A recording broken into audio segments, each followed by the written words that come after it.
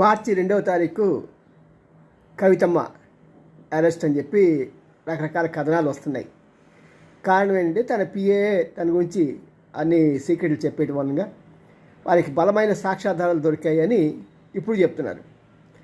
ఆయన ఎప్పుడో మారాడు కదండి, ఎప్పుడో అప్రూవల్గా మారాడు కదా.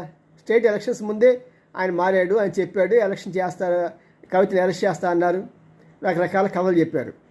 కానీ మీ స్వార్థం కోసం అని చెప్పి, బీజేపీ యొక్క స్వార్థం కోసం అని చెప్పి మీరు లాలుచి పడి ఆమెను అరెస్ట్ చేయకుండా పక్కన ఉంచారు. ఇప్పుడు మళ్ళీ పార్లమెంట్ వచ్చేటప్పటికి, ఎలక్షన్స్ వచ్చేటప్పటికి మళ్ళీ అదే డ్రామా.